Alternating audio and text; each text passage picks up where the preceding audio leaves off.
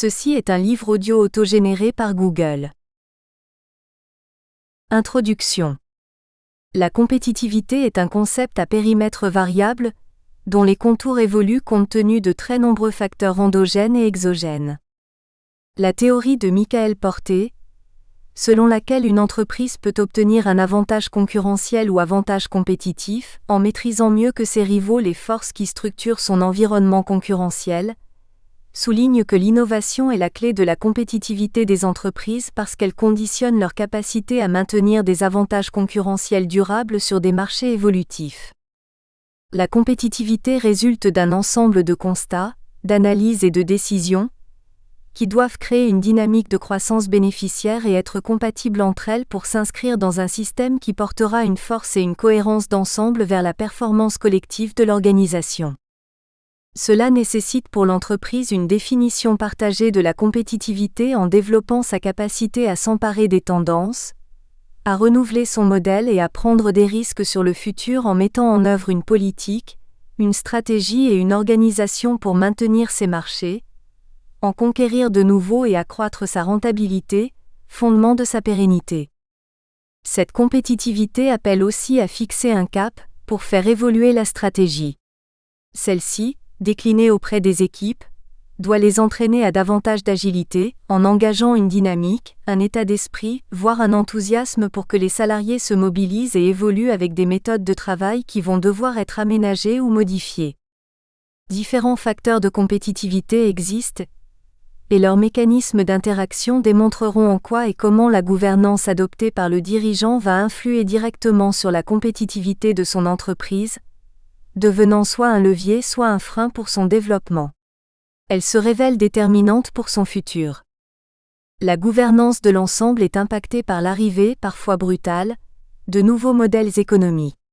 Le conseil a la responsabilité d'interpeller, de questionner et de soutenir le management tout en contribuant au choix de compétitivité de l'entreprise, de décider des investissements nécessaires en analysant le retour sur investissement, de mesurer la prise de risque et, en suivant des indicateurs de performance, de savoir prendre la décision d'arrêter si nécessaire une activité. Deux types de compétitivité sont usuellement mis en œuvre. La compétitivité prix et la compétitivité hors prix. Si la compétitivité prix-coût est balisée avec des données tangibles, par exemple le coût du travail, les outils et les méthodes pour la mettre en œuvre éprouvées et la mesure des résultats sans contestation, la compétitivité hors prix concerne à la fois des domaines plus vastes et parfois moins quantitativement mesurables. Elle s'appuie notamment sur une approche des ressources humaines optimisée et l'intégration des nouvelles technologies. Comment aborder de la meilleure des manières la compétitivité sous toutes ses facettes? Comment se structurer? Quel type de stratégie permettrait de sécuriser le développement de l'entreprise? Comment rendre plus pérennes les activités de l'entreprise? Comment réduire sa trop forte exposition au risque? Pourquoi et comment mettre en place cette bonne gouvernance qui sous-tend ce développement pérenne? Etc. Ce sont toutes les questions auxquelles est vouée cette étude sur la compétitivité et la croissance des sociétés moyennes françaises, avec des propositions et des recommandations d'amélioration concrètes d'organisation et de structuration pour les chefs d'entreprise, dirigeants et administrateurs des PME et ETI. Chapitre 1. La COMPETITIVIT, E-Prix. La compétitivité d'une entreprise se définit comme sa capacité à faire face à sa concurrence, en maintenant ou en accroissant ses parts de marché de façon profitable. Dans la définition de sa stratégie, l'entreprise peut décider de segmenter et d'évaluer sa compétitivité à l'échelle de la branche ou du secteur dans laquelle elle opère, à l'échelle nationale ou internationale. En produisant ses biens ou services à des coûts inférieurs à ceux de la concurrence à qualité équivalente, l'entreprise peut être compétitive en termes de prix. La définition de la politique de prix d'une entreprise dépend d'abord de ses objectifs stratégiques, proposés par la direction et analysés et validés par le conseil d'administration. L'entreprise doit être en mesure d'absorber les aléas du marché, qui entraîneraient une baisse de ses prix.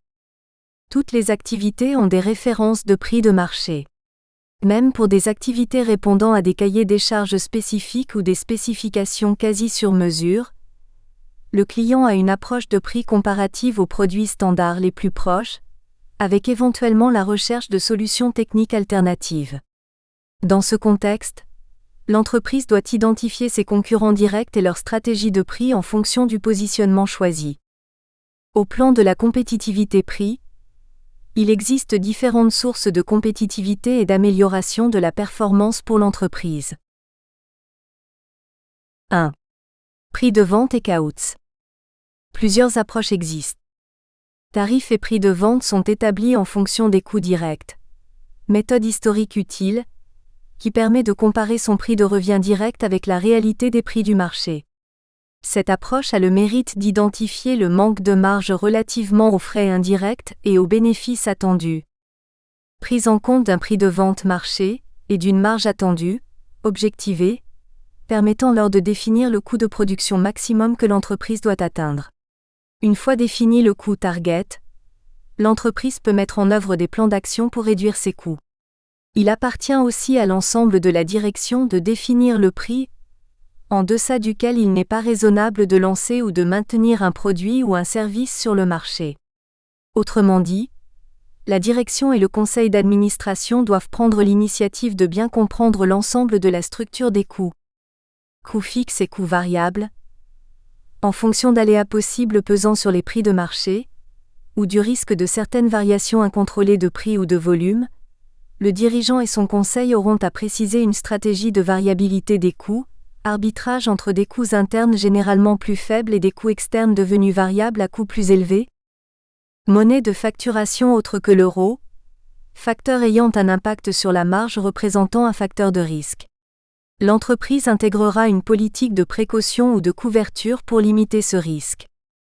Dans le raisonnement, ne pas oublier d'intégrer les quelques points suivants. Avec l'accroissement des volumes vendus, les marges ayant tendance à augmenter, l'entreprise peut accroître ses coûts indirects de fonctionnement avec une certaine marge de manœuvre. Dans une logique de prix de vente fondée sur les coûts variables, une baisse significative des coûts par une innovation process ou technique pourrait entraîner mécaniquement une baisse des prix de vente alors même que le marché ne l'exige pas. Saupoudrer de façon uniforme les coûts indirects en pourcent sur les coûts variables des produits ou services aura tendance à surestimer le coût global des produits à grand volume et sous-estimer celui des petits volumes. Point mort. Avoir une approche globale de l'activité avec la détermination de son point mort permet d'identifier une analyse du risque financier si les volumes ne sont pas au rendez-vous ou si les prix de marché diminuent du fait du poids des coûts indirects. 2. Prix de marche. De nombreux exemples illustrent les erreurs qui ont pu être faites par des industriels dans le cadre de l'application de la méthode Cost Plus. L'un d'entre eux est celui du café noir de la marque Nestlé, dont le prix à l'introduction sur le marché a été perçu comme trop élevé par la clientèle cible. Cette situation a poussé la marque à retirer son produit et à le repositionner à la baisse. Une bonne analyse du positionnement concurrentiel produit-prix permet de déterminer les leviers importants de compétitivité. Pour ce faire, la méthode dite du target costing permet de définir un prix qui soit jugé acceptable par le client ciblé et, par extension, ce type d'approche permet de déduire les limites acceptables des coûts de production pour l'entreprise. Une telle méthode présente de nombreux avantages puisqu'elle prend en compte à la fois les coûts internes de production et les potentielles limites d'acceptance au prix du marché cible. Une telle méthode doit cependant être utilisée de manière raisonnable, afin de ne pas en lancer sur le marché des produits de faible performance en vue de faire du volume. Cette remarque illustre le challenge qui est celui de bien étudier son ou ses segments de marché, afin de bien déterminer ses coûts cibles et sa stratégie de pénétration du marché. 3. COMPETITIVITE et PRODUCTIVITE. Les développements précédents renforcent l'idée que, indépendamment des critères prix ou coûts structurels, l'entreprise maîtrisera mieux sa performance prix-coût dès lors que son modèle de compétitivité est bien défini. Plus une entreprise contrôle son modèle de compétitivité, mieux elle est armée pour s'adapter, anticiper et réagir dans le ou les segments dans lesquels elle opère, et plus elle est compétitive ou le reste. Par ailleurs, S'attacher à préciser la valeur ajoutée des fonctions indirectes permet ainsi de se positionner sur l'utilité de conserver cette fonction en interne ou de la sous-traiter. Nous espérons que vous avez apprécié cet aperçu. Pour continuer à écouter ce livre audio sur Google Play Livres, utilisez le lien dans la description de la vidéo.